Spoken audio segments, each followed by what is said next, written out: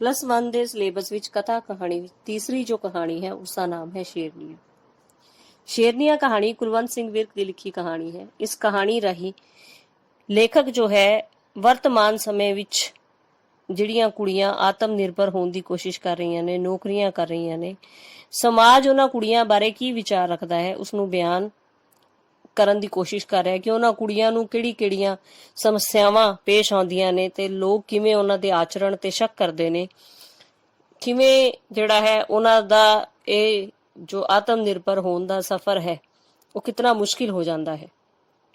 ਕਹਾਣੀ ਦੀ ਸ਼ੁਰੂਆਤ ਕਰਦੇ ਹੋਏ ਕਹਾਣੀਕਾਰ ਜਿਹੜਾ ਹੈ ਕਹਿੰਦਾ ਹੈ ਕਿ ਉਹ ਆਪਣੀ ਰਾਤ ਦਾ ਸਮਾਂ ਹੈ ਔਰ ਆਪਣੀ ਪਤਨੀ ਨਾਲ ਘਰ ਦੇ ਲਾਗੇ ਬਣੀ ਪਾਰਕ ਦੇ ਵਿੱਚ ਸੈਰ ਕਰਨ ਜਾਣਾ ਚਾਹੁੰਦਾ ਹੈ, ਪਰ ਉਸਦਾ ਛੋਟਾ ਬੱਚਾ ਅਜੇ ਸੁੱਤਾ ਨਹੀਂ ਹੈ। ਤਾਂ ਉਹ ਪਤਨੀ ਨੂੰ ਇਹ ਕਹਿ ਕੇ ਕਿ ਇਸ ਨੂੰ ਸਵਾ ਕੇ ਆ ਜਾਈਂ ਪਾਰਕ ਵੱਲ ਨੂੰ ਤੁਰ ਪੈਂਦਾ ਹੈ।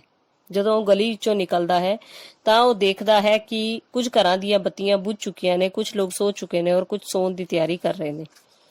ਇਹ ਦੇਖਦਾ ਹੋਇਆ ਉਹ ਅੱਗਾ ਨੂੰ ਤੁਰਦਾ ਹੈ। ਪਾਰਕ ਦੇ ਚਾਰ ਚਫੇਰੇ ਇੱਕ ਤਾਰ ਬੰਨੀ ਹੋਈ ਹੈ। ਮੇਨ ਗੇਟ ਦੂਸਰੀ ਸਾਈਡ ਹੈ, ਪਰ ਕਿਉਂਕਿ ਲੇਖਕ ਨੂੰ ਲੱਗਦਾ ਹੈ ਕਿ ਇਸ ਵੇਲੇ ਉਸ ਨੂੰ ਕੋਈ ਨਹੀਂ ਦੇਖ ਰਿਹਾ ਤਾਂ ਉਹ ਤਾਰ ਟੱਪ ਕੇ ਪਾਰਕ ਦੇ ਵਿੱਚ ਦਾਖਲ ਹੋ ਜਾਂਦਾ ਹੈ।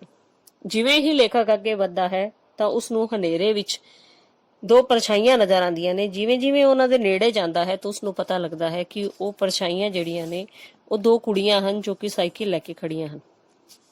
ਉਹਨਾਂ ਕੁੜੀਆਂ ਨੂੰ ਦੇਖਦੇ ਹੀ ਲੇਖਕ ਦੇ ਮਨ ਦੇ ਵਿੱਚ ਕਈ ਤਰ੍ਹਾਂ ਦੇ ਵਿਚਾਰ ਪੈਦਾ ਹੁੰਦੇ ਨੇ ਕਿ ਰਾਤ ਦੇ ਇਸ ਸਮੇਂ ਜਦੋਂ ਲੋਕ ਸੋ ਚੁੱਕੇ ਨੇ ਜਾਂ ਸੌਣ ਦੀ ਤਿਆਰੀ ਕਰ ਰਹੇ ਨੇ, ਉਸ ਵੇਲੇ ਕੁੜੀਆਂ ਇੱਥੇ ਕੀ ਕਰ ਰਹੀਆਂ ਨੇ।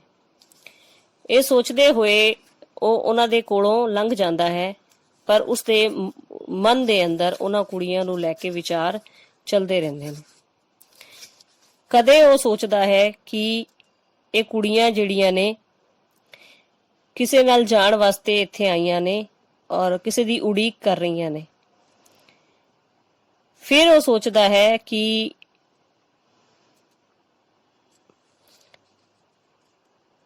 ਇਹ ਕੁੜੀਆਂ ਜਿਹੜੀਆਂ ਨੇ ਹੁਣੇ ਕੋਈ ਇੱਥੇ ਆਏਗਾ ਤੇ ਉਹਨਾਂ ਦੇ ਨਾਲ ਚਲੀਆਂ ਜਾਣਗੀਆਂ। ਉਸਦੇ ਮਨ ਵਿੱਚ ਆਂਦਾ ਹੈ ਕਿ ਕਿਉਂ ਨਾ ਉਹ ਉਹਨਾਂ ਕੁੜੀਆਂ ਦਾ ਪਿੱਛਾ ਕਰੇ, ਪਰ ਫਿਰ ਉਸ ਨੂੰ ਲੱਗਦਾ ਹੈ ਕਿ ਇਹ ਕੁੜੀਆਂ ਤਾਂ ਕਿਸੇ ਦੇ ਨਾਲ ਕਾਰ ਵਿੱਚ ਬੈਠ ਕੇ ਚਲੀਆਂ ਜਾਣਗੀਆਂ ਔਰ ਕਿਸੇ ਹੋਟਲ ਵਿੱਚ ਵੜ ਜਾਣਗੀਆਂ ਔਰ ਮੇਰੇ ਪੱਲੇ ਕੁਝ ਨਹੀਂ ਪੈਣਾ। ਇਹ ਸੋਚ ਕੇ ਜਿਹੜਾ ਹੈ ਉੱਥੋਂ ਨਿਕਲ ਕੇ ਘਰ ਵੱਲ ਨੂੰ ਤੁਰ ਪੈਂਦਾ ਹੈ। ਥੋੜੀ ਦੂਰ ਜਾ ਕੇ ਜਦ ਪੱਕੀ ਸੜਕ ਦਾ ਮੋੜ ਮੁੜਿਆ ਤਾਂ ਅੱਗੋਂ ਉਸਦੀ ਵਹੁਟੀ ਆ ਰਹੀ ਹੁੰਦੀ ਹੈ। ਕਹਿੰਦੀ ਹੈ ਕਿ ਕਾਕੇ ਨੇ ਬੜਾ ਚਿਰ ਲਾ ਦਿੱਤਾ ਸੌਂਦਿਆਂ, ਇਸ ਲਈ ਮੈਨੂੰ ਦੇਰ ਹੋ ਗਈ, ਆਓ ਇੱਕ ਚੱਕਰ ਹੋਰ ਲਾ ਆਈਏ ਪਾਰਕ ਦਾ। ਤੇ ਉਹ ਆਪਣੀ ਪਤਨੀ ਨਾਲ ਪਾਰਕ ਵੱਲ ਮੁੜ ਪੈਂਦਾ ਹੈ। ਕਹਾਣੀਕਾਰ ਦੀ ਪਤਨੀ ਦੀ ਨਜ਼ਰ ਉਹਨਾਂ ਕੁੜੀਆਂ ਤੇ ਪੈਂਦੀ ਹੈ ਜੋ ਦਰਖਤ ਹੇਠ ਖੜੀਆਂ ਸਨ। ਕਹਾਣੀਕਾਰ ਦੀ ਪਤਨੀ ਉਹਨਾਂ ਨੂੰ ਪਛਾਣ ਲੈਂਦੀ ਹੈ। ਇਹ ਉਹ ਕੁੜੀਆਂ ਹਨ ਸਰੋਜ ਤੇ ਵੀਨਾ ਜੋ ਮਾਡਲ ਟਾਊਨ ਵਿੱਚ ਰਹਿੰਦੀਆਂ ਹਨ ਤੇ ਇਸ ਵੇਲੇ ਇੱਥੇ ਸਾਈਕਲ ਸਿੱਖ ਰਹੀਆਂ ਨੇ। ਉਹਨਾਂ ਨੂੰ ਜਦੋਂ ਕਹਾਣੀਕਾਰ ਦੀ ਪਤਨੀ ਇਹ ਪੁੱਛਦੀ ਹੈ ਕਿ ਉਹ ਦਿਨ ਵੇਲੇ ਸਾਈਕਲ ਕਿਉਂ ਨਹੀਂ ਸਿੱਖਦੀਆਂ ਤਾਂ ਉਹ ਦੱਸਦੀਆਂ ਹਨ ਕਿ ਉਹਨਾਂ ਨੂੰ ਸੰਗ ਆਉਂਦੀ ਹੈ ਔਰ ਜਿਹੜੇ ਪਿੰਡੋਂ ਪੜਾਉਣ ਜਾਂਦੀਆਂ ਨੇ ਉਸਦਾ ਜੋ ਰਾਹ ਹੈ ਉਹ ਕਾਫੀ ਡਰਾਵਨਾ ਹੈ। ਰਸਤੇ ਵਿੱਚ ਜਿਹੜਾ ਹੈ ਕਾਫੀ ਉੱਚੀ ਫਸਲ ਦੇ ਵਿੱਚੋਂ ਲੰਘ ਕੇ ਨਿਕਲਣਾ ਉਹਨਾਂ ਨੂੰ ਬਹੁਤ ਡਰ ਲੱਗਦਾ ਹੈ ਤੇ ਉਹ ਸਾਈਕਲ ਸਿੱਖ ਰਹੀਆਂ ਨੇ ਤਾਂ ਜੋ ਆਪਣੇ ਸਕੂਲ ਤੱਕ ਛੇਤੀ ਪਹੁੰਚ ਸਕਣ ਔਰ ਉਹਨਾਂ ਦਾ ਰਸਤਾ ਜਿਹੜਾ ਹੈ ਜਲਦੀ ਜਿਹੜਾ ਹੈ ਖਤਮ ਹੋ ਜਾਏ। ਤੇ ਉਹਨਾਂ ਨੂੰ ਇਹ ਲੱਗਦਾ ਹੈ ਕਿ ਰਾਤ ਨੂੰ ਪਾਰਕ ਵਿੱਚ ਕੋਈ ਨਹੀਂ ਹੁੰਦਾ, ਇਸ ਕਰਕੇ ਉਹ ਇੱਥੇ ਸਾਈਕਲ ਸਿੱਖ ਰਹੀਆਂ ਨੇ। ਤਾਂ ਕਹਾਣੀਕਾਰ ਦੀ ਪਤਨੀ ਉਹਨਾਂ ਨੂੰ ਕਹਿੰਦੀ ਹੈ ਕਿ ਤੁਸੀਂ ਤਾਂ ਸ਼ੇਰਨੀਆਂ ਹੋ ਜੋ ਪਿੰਡ ਵਿੱਚ ਪੜਾਉਣ ਜਾਂਦੀਆਂ ਹੋ, ਕਿਉਂਕਿ ਉਸਨੇ ਇਸ ਲਈ ਕਿਹਾ ਕਿਉਂਕਿ ਕੁੜੀਆਂ ਨੂੰ ਨੌਕਰੀ ਕਰਨ ਲਈ ਸਮਾਜ ਕੋਲੋਂ ਕਈ ਪ੍ਰਕਾਰ ਦੀ ਤੋਹਮਤਾਂ ਸਹਿਣੀਆਂ ਪੈਂਦੀਆਂ ਨੇ। ਇਸ ਤਰ੍ਹਾਂ ਕੁੜੀਆਂ ਨੂੰ ਦੇਖ ਕੇ ਲੋਕਾਂ ਨੂੰ ਬਹੁਤੀ ਗਲਤ ਫਹਿਮੀ ਹੋ ਜਾਂਦੀ ਹੈ। ਵਾਪਿਸ ਤੁਰਦਿਆਂ ਹੋਇਆਂ ਲੇਖਕ ਆਪਣੀ ਪਤਨੀ ਦੇ ਸਾਹਮਣੇ ਆਪਣੇ ਮਨ ਵਿੱਚ ਆਏ ਵਿਚਾਰਾਂ ਨੂੰ ਬਿਆਨ ਕਰਦਾ ਹੈ ਕਿ ਉਹ ਤਾਂ ਉਹਨਾਂ ਕੁੜੀਆਂ ਬਾਰੇ ਬਹੁਤ ਕੁਝ ਗਲਤ ਸੋਚ ਰਿਹਾ ਸੀ। ਉਸਨੂੰ ਅਪਰਾਧ ਬੋਧ ਹੁੰਦਾ ਹੈ ਤਾਂ ਲੇਖਕ ਦੀ ਪਤਨੀ ਉਸਨੂੰ ਆਪਣੀ ਇੱਕ ਹੱਡਬੀਤੀ ਗੱਲ ਸੁਣਾਉਂਦੀ ਹੈ ਕਿ ਇੱਕ ਵਾਰੀ ਉਹ ਤੇ ਉਸਦੀ ਭੈਣ ਬਾਹਰ ਕੋਠੀ ਵਿੱਚ ਫਿਰ ਰਹੀਆਂ ਸੀ। ਉਹਨਾਂ ਨੇ ਦੇਖਿਆ ਕਿ ਇੱਕ ਕੁੜੀ ਜਿਹੜੀ ਹੈ ਬੜੀ ਤੇਜ਼ ਕਦਮ ਪੁੱਟਦੀ ਹੋਈ ਜਾ ਰਹੀ ਸੀ। ਕਦੇ ਉਹ ਦੌੜਦੀ ਸੀ ਤੇ ਕਦੇ ਉਹ ਆਰਾਮ ਨਾਲ ਤੁਰਦੀ ਸੀ, ਪਰ ਉਧਰ ਨਾ ਕੋਈ ਬੱਸ ਸਟੈਂਡ ਸੀ ਤੇ ਨਾ ਸਟੇਸ਼ਨ, ਨਾ ਹੀ ਉਹ ਸੈਰ ਕਰਨ ਲਈ ਜਾਂਦੀ ਜਾਪ ਰਹੀ ਸੀ। ਇਹ ਦੇਖਣ ਲਈ ਕਿ ਉਹ ਕਿੱਥੇ ਜਾ ਰਹੀ ਹੈ, ਉਹ ਤੇ ਉਸਦੀ ਭੈਣ ਉਸਦੇ ਪਿੱਛੇ ਤੁਰ ਪਈਆਂ।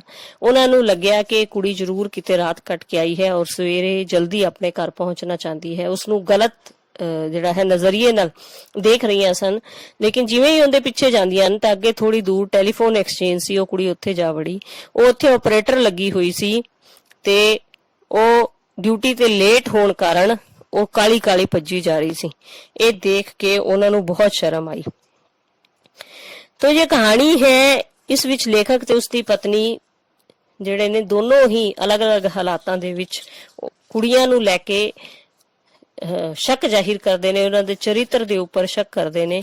ਔਰ ਇਸ ਕਹਾਣੀ ਦੇ ਵਿੱਚ ਲੇਖਕ ਜੋ ਹੈ ਕਿਸੇ ਹੋਰ ਨੂੰ ਹੀ ਨਹੀਂ ਬਲਕਿ ਆਪਣੇ ਆਪ ਨੂੰ ਕਹਾਣੀ ਦੇ ਵਿੱਚ ਖੜਾ ਕਰਕੇ ਜਤਾਉਣਾ ਚਾਹੁੰਦਾ ਹੈ ਕਿ ਸਾਡੇ ਸਮਾਜ ਦੇ ਵਿੱਚ ਕੁੜੀਆਂ ਲਈ ਆਤਮ ਨਿਰਭਰ ਹੋਣ ਲਈ ਕੁੜੀਆਂ ਨੂੰ ਕਿੰਨੀਆਂ ਪਰੇਸ਼ਾਨੀਆਂ ਦਾ ਸਾਹਮਣਾ ਕਰਨਾ ਪੈਂਦਾ ਹੈ ਔਰ ਸਮਾਜ ਕਿੰਨੀ ਤਰ੍ਹਾਂ ਦੀਆਂ ਤੋਹਮਤਾਂ ਉਹਨਾਂ ਦੇ ਉੱਪਰ ਲਗਾਉਂਦਾ ਹੈ। ਤਾਂ ਇੱਕ ਸੋਚ ਖੜੀ ਕਰ ਜਾਂਦੀ ਹੈ ਕਹਾਣੀ ਸ਼ੇਰਨੀਆਂ।